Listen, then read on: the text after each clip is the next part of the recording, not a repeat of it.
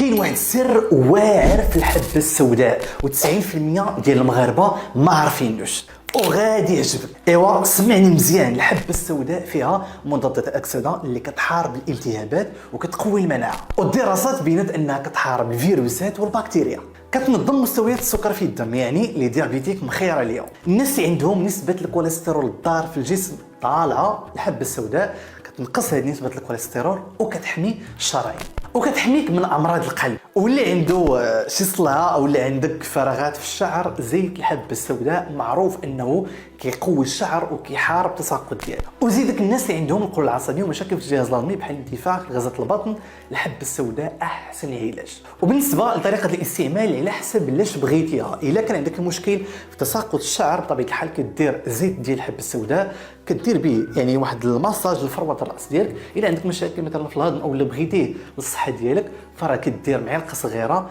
في العسل الحر كتخلطو، اولا كديرو في اتاي، اولا تقدر انك تزيدو الماكله ديالك، وكاين الناس كيديروا حتى في الخبز. وبالنسبه للكميه حاولوا ما تكثروش منها. وشوف اي واحد كيعاني من القولون العصبي ولا بومزوي جرثومه المعده مشاكل في الجهاز الهضمي غازات انتفاخ البطن، الناس من بعد ما خداو هذا الباك الحمد لله ولاو بخير وعلى خير. وهذا الشيء راه ماهيش تلقاه في شي بلاصه اخرى، من عند السونتي الصفا كيشرحوا لك الحاله ديالك، وبطبيعه الحال خذ استشاره ديالك بالمجان. وهذا الباك الحمد لله راه طبيعي وفعال. اي واحد فيكم عنده هذا المشكل بغيتي انك تبدا الخطوه ديالك في العلاج ان شاء الله، تواصل معنا على هذا الرقم في الواتساب وحنا غادي نجاوبك في اقرب وقت. وما تنساش خلي قلب ودير فولو باش تلقاني مره اخرى.